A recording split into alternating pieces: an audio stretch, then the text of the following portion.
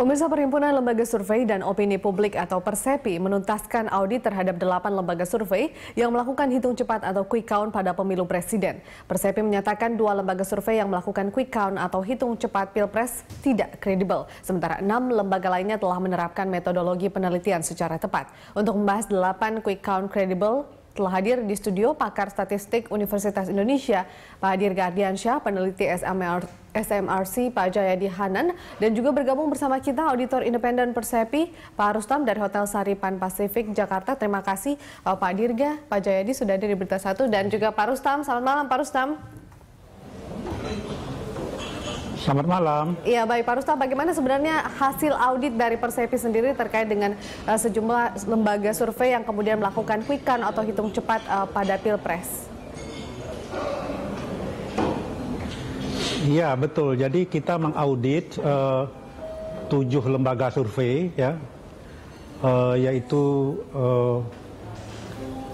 Sirus sama CSIS, kemudian SMRC bersama LSI, kemudian ada Indikator Indonesia, kemudian ada Poltreking dan Populi.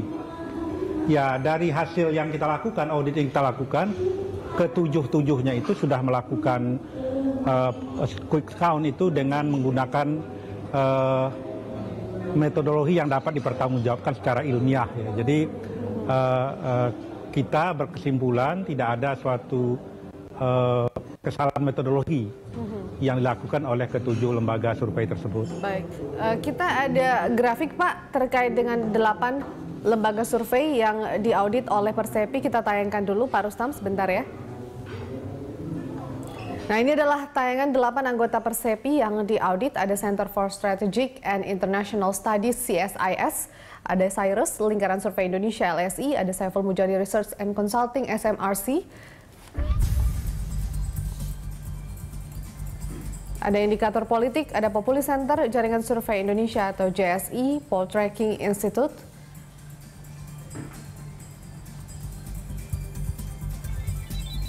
Kemudian yang menolak diaudit oleh Persepi ada 2 lembaga survei, termasuk JSI, ada Pusat Kajian Kebijakan dan Pembangunan Strategis Puskaptis, dan ada Lembaga Survei Nasional atau LSN. Jadi ada 3 kemudian lembaga survei yang menolak untuk diaudit.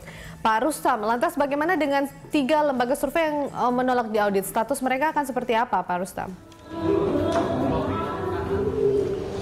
Iya, karena mereka menolak diaudit, Puskaptif menolak diaudit, dan yang satu lagi yaitu LSN, yang satu JSI lagi mengatakan mengundurkan diri dari Persepi, maka Dewan Etik tidak bisa melakukan audit terhadap lembaga itu, dan karena kami tidak bisa melakukan audit, maka akhirnya Dewan Etik memutuskan kedua lembaga itu dikeluarkan dari Persepi.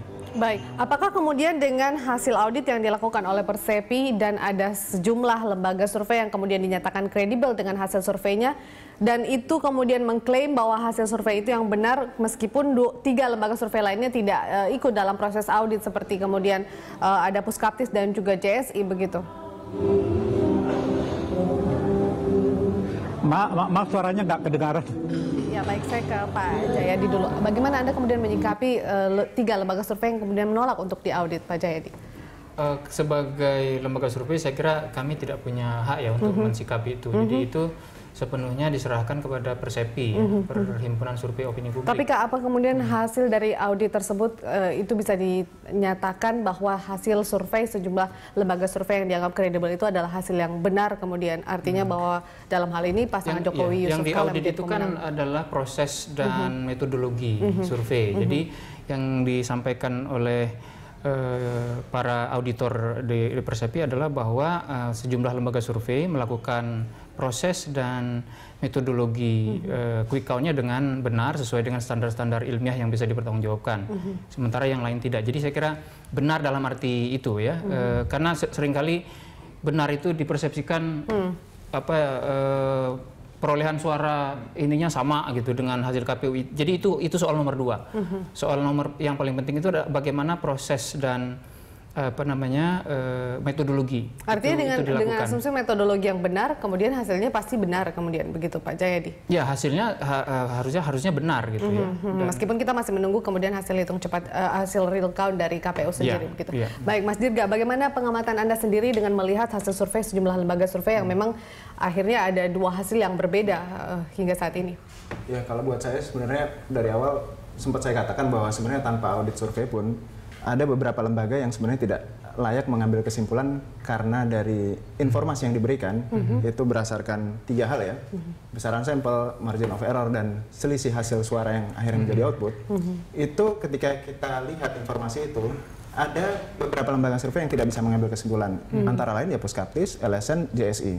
Puskaptis yang menaruh paling ekstrim, sebenarnya kita bisa triangulasi, kalaupun dia tidak hadir ya dalam audit Persepi, adalah dari statement-statement yang sempat dikeluarkan oleh direkturnya. Ada 3 statement yang utama ya. Pertama adalah, ini harus diverifikasi karena memang dari media ya, dan memang sudah dikonfirm langsung, adalah bahwa mereka menyatakan quick count-nya adalah berlaku temporer, hanya 5 jam. Nah itu satu ya. Yang kedua adalah mereka mengambil sampel adalah multiple random sampling. Tidak ada konsep itu di dalam teknik sampling, statistik probability itu tidak ada.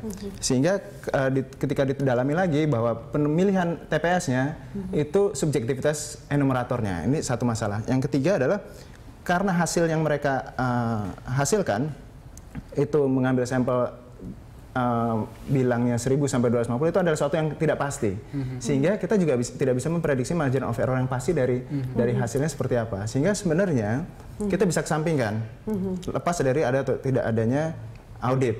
Nah, sementara yang 6 ini sebenarnya adalah ketika dia harus punya satu etikat baik ya, ketulusan untuk di audit, kejujuran untuk membuktikan bahwa mereka benar.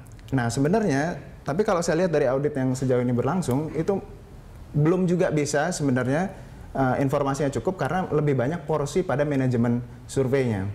Nah, ini coba diverifikasi saja pada anggota Dewan Etiknya, karena kalau saya lihat dari pemberitaan yang ada, ini tidak menyinggung substansi yang kuat terkait pengukurannya sendiri, sehingga kita benar-benar bisa pasti untuk memverifikasi banyak hal. Karena yang diaudit kelihatannya dari 6 yang ada, yang dinyatakan baik, clear itu oleh Pak Hamdi Muluk adalah terkait dengan benar dilakukan, kemudian enumeratornya jumlahnya berapa, benar-benar ada konfirmasi dari KPPS-nya, kemudian ada hal-hal yang sifatnya sebenarnya membuktikan bahwa mereka benar-benar melakukan. Tapi sebenarnya masih banyak pertanyaan. Kebenarannya itu Anda masih pertanyakan. Nah, itu yang harus kita cek. Tapi sebenarnya begini, saya merasa bahwa memang ini sudah layak untuk mengambil kesimpulan. Nah, masalahnya kita bahas kesimpulannya. Nah, itu yang harus kita bedah bersama-sama, Pak Jayadi. Karena begini, ada beberapa informasi yang harus diklarifikasi. Pertama adalah, tapi ini nggak akan mengubah validitas teman-teman yang 6 ya, ketika dia menyimpulkan hampir sama. Tapi ada 2 hal yang harus diklarifikasi kepada publik. Yang pertama adalah, dari mana teman-teman 6 ini menyimpulkan margin of error-nya? Mendefinisikan margin of error itu didapat dari rumus yang mana? Terus yang kedua adalah, ketika bicara tentang besaran sampel, ini ada kerancuan karena selama launching quick count dari tanggal 9 sampai tanggal 13, itu semua peneliti dari ke-6 selalu menyebutkan unit sampelnya adalah TPS. Itu bisa cek di media. Tapi belakangan akhirnya ada klarifikasi bahwa sebenarnya yang menjadi unit sampel itu TPS, tapi elemen sampelnya atau di bagian bawahnya, elemen sampel terkecilnya adalah pemilih di TPS itu. Nah, ini juga perlu diklarifikasi. Nah, saya pikir untuk pendidikan bagi publik perlu sejelas-jelasnya anggota Dewan Etik. Saya kira ketika kami di audit kemarin, Dewan Etik tidak hanya mengecek apa yang Anda sebutkan, tapi yang disebut tadi bagaimana menghitung MOI-nya, margin of error-nya itu diuji oleh itu. Jadi dilakukan perhitungan-perhitungan. Saya membawa ahli statistik kami di itu untuk melakukan itu. Kemudian bagaimana sampling frame-nya, bagaimana sampling frame dibuat, bagaimana teknik mengambil sampel dan seterusnya, itu semua diuji oleh. Itu juga diuji. Baik, kita akan cuman memang media kayaknya mungkin agak kesulit aja memberitakan hal-hal seperti itu. Tapi baik, Pak Jayadi, kita tinggal dicek aja sama kita tahan dulu, dan juga Mas Dirga, kita akan lanjutkan di segmen berikutnya. Pemirsa, tetaplah bersama kami di Prime Time Talk.